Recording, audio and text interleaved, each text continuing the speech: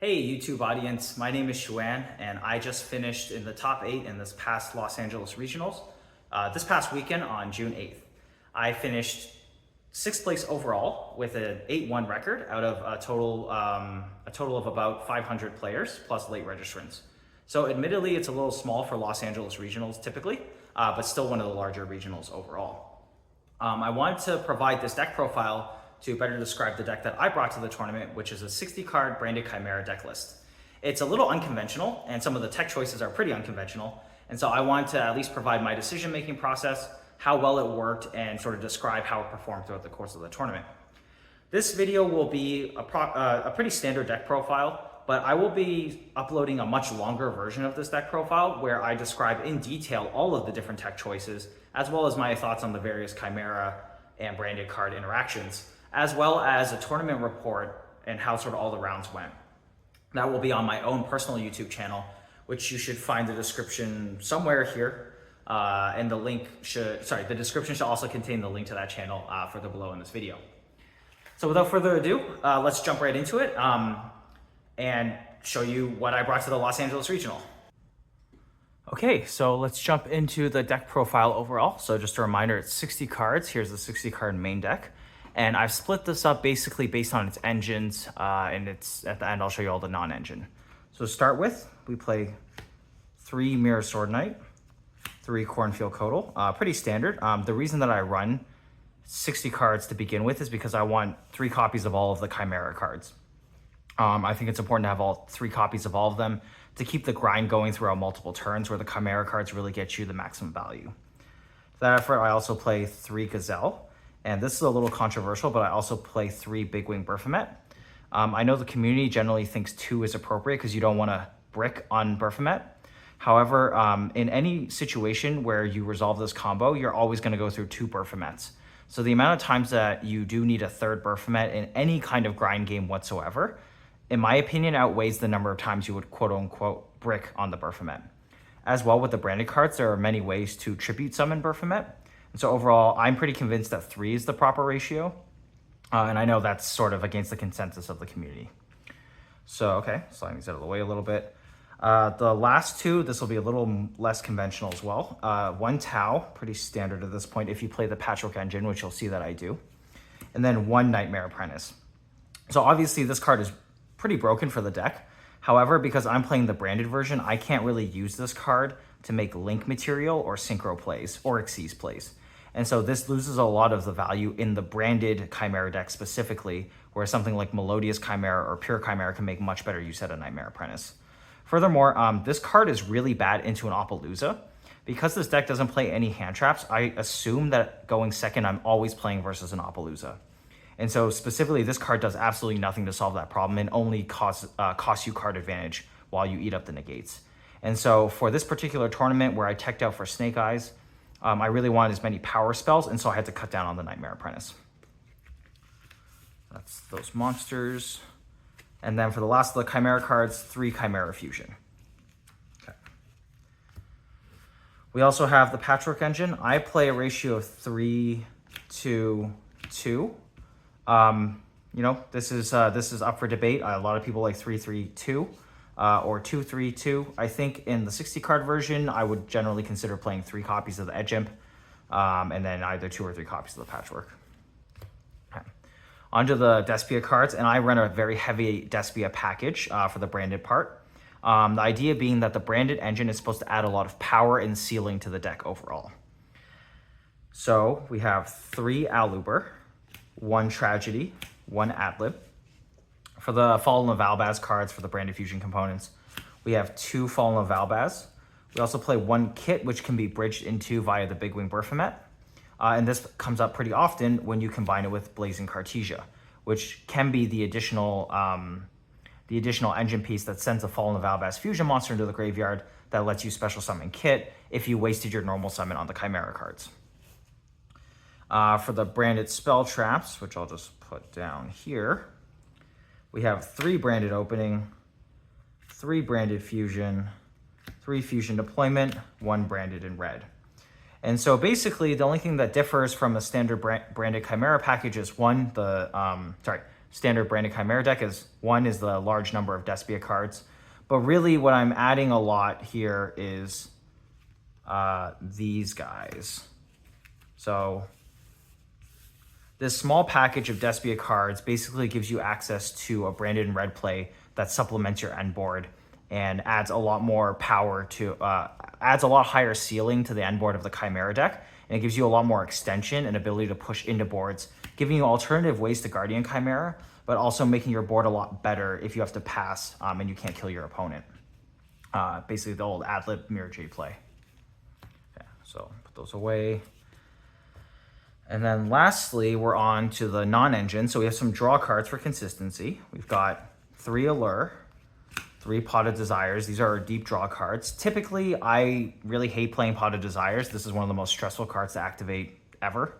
The Banish 10 really causes me to play really awkwardly, and so I find that pretty stressful overall.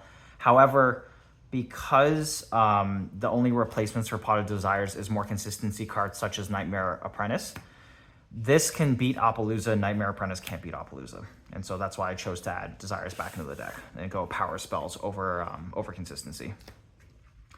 We play 3 Thrust, Triple Tactics Thrust, 3 Talents. Typically, I generally play 1 Talent as a Thrust target. However, it's the same thing, Appaloosa. Nothing solves Appaloosa in this deck except for Talents or Thrust that gets you Talents. For basically the non-engine, the hard non-engine, we're playing 3 Droplet and 1 Call by the Grave. And for our 1 Trap, our 1 going first Thrust target, we're playing 1 Fusion Duplication. So pretty standard in terms of non-engine. This is basically the power spell version of the deck, or the deep draw version of the deck. And yeah, it's a combination of many different engines that are all designed to push, to create pressure on your opponent's board and gain a lot of card advantage. So I'll open to the extra deck. The extra deck is pretty standard. So we play 1 Chimera King of Phantom Beast. I generally only make this when I'm going first. It's part of the end board of the Chimera deck, which is the hand rip. Baphomet, the new one, or the new level 6 Fiend. This one's really useful in the deck, and I generally make this almost all the time going second, and I try to make this going first as well, so I can get a Mirror Sword Knight onto the field using Tau instead of using my normal summon. This, the Chimera, the Illusion Beast, Chimera King, is pretty useful overall. I never try to make this card to go for an OTK, so it didn't come up too often in the tournament. And the reason I don't do that is because this is really vulnerable to double effects. Like if there's 2 hand traps, or a hand trap plus a Promethean can hit this, it's extremely vulnerable, and it costs you your additional Chimera Fusion. You usually have to use 2 Chimera Fusions in 1 turn to get to this guy. And so I generally only make this card when I'm in a losing game state and I think I can steal a win with it. But it comes up enough times that it basically turns guaranteed loss situations into a stolen win that it's absolutely worth having in the deck. 2 Guardian Chimeras, almost nothing to say about this. The best card in the deck. 2 are pretty necessary in my opinion. You do go into the grind game with the Chimera cards a lot. 1 Magnum de Reliever. This is also extremely useful in the deck. I wasn't really a believer in Magnum for a long time, but I've since become a convert. The additional spot removal using targeting destruction is really valuable when you chew through your Guardian Chimeras. And this just gives you the additional pressure to be able to pop, consistently pop back row if you've had to use your Guardian Chimera to break a board. For the Fallen Valbast stuff, we have 1 Rimbrum. This is essential in Branded Chimera. It's the bridge into the Chimera half from the branded half. 2 Mirror Jades, because in this deck, I'm typically trying to set up a Rimbrum into a fuse with my opponent into a second Mirror Jade pretty often. 1 Lubellion, 2 Albions, just additional monsters to allow for fusion summons, and the second one does come up quite often. Sorry. Lastly, for the fusion deployment stuff, I have 1 Grand Guignol. This is obviously for Blazing Cartesia, and its target to banish into is the Despian Queritis. Pretty useful card, somewhat situational, but the nice thing is this is a Fiend, as well as this card, Masquerade, which is also a Fiend. So basically you can continue to keep Fiends on your field that can then be used with Chimera Fusion. Pretty standard package. If you want a really lean fusion deployment package, you'd only play these 2. But personally, Masquerade comes up more than enough times that it warrants a place in the deck. As well, it's a fiend that can monster reborn itself as a quick effect.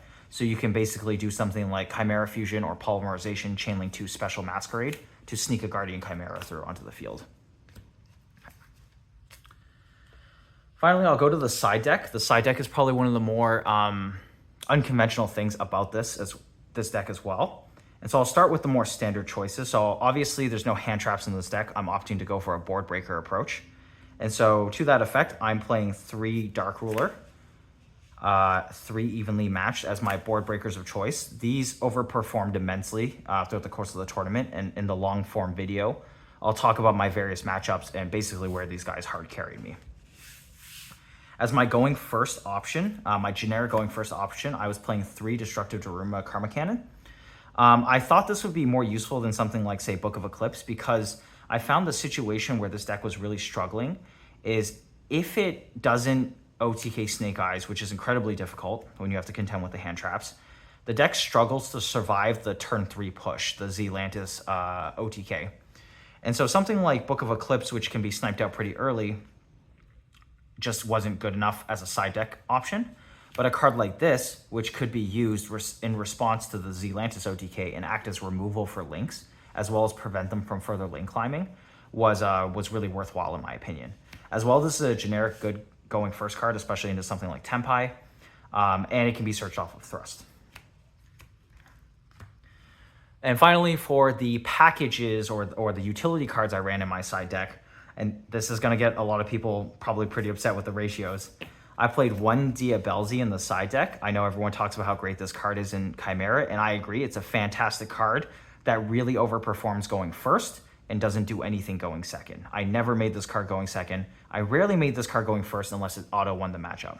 So this was side for basically purely any runic variants, anything that relied on quick plays a lot. I was side in Diabelzi, especially versus the Chimera mirror match. 1 Barrier Statue of the Abyss. This is pretty much standard. Anything that isn't a dark based deck, I could side this in for, and I typically side it in for only Snake Eyes, and one time I put it in for Voiceless Voice. The Archfiend Eris and the Simul Archfiends. So this is a Foolish Burial target, obviously. A Foolish Burial, target, and then it searches the Simul Archfiends. This only came in 2 matchups, the Tempai matchup and the Branded Despia matchup.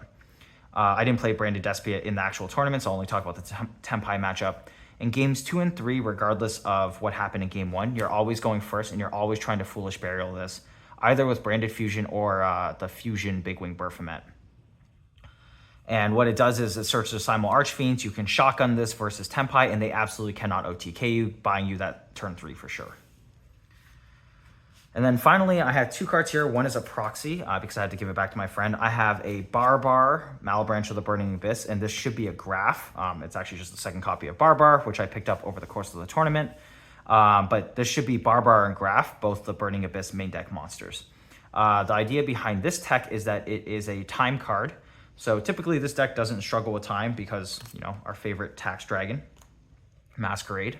However, there are situations where you go into time in game 3 and you can't force your opponent to do anything. What I wanted to find is a tech package that could do some burn damage if it was my main phase 1 and I was going first. And so I did some digging and found Graph, which on send to graveyard, which you can send either through Branded Fusion as it's a dark, or you can send it through Big Wing Baphomet Fusion as it's a fiend. It'll special summon Barbar from the deck.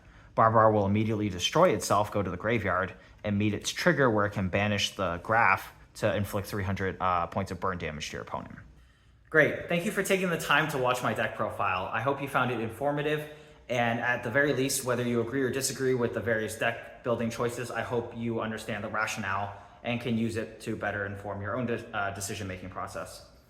I want to take this time to put out some acknowledgements. I'd like to acknowledge and thank the local San Diego Yu-Gi-Oh community, which is where I play most of my locals. Fantastic place, great community, and has really helped me grow a lot throughout the course of time that I've been there. I also want to thank my closer-knit Yu-Gi-Oh friend group. At least prior to this particular tournament, we spent a lot of time testing various matchups for myself, as well as various deck building theory and metagame theory, which was all very helpful in sort of being prepared for this tournament. Lastly, I also want to give a shout out and a thanks to James from Hakuna My Data for featuring this video on his channel. I hope it was very helpful for all of you. And like I said, if you want to hear more about this particular deck, stay tuned for the long form version of this video, which will pop up on my personal YouTube channel. Check out the link in the description below and catch you next time. Cheers.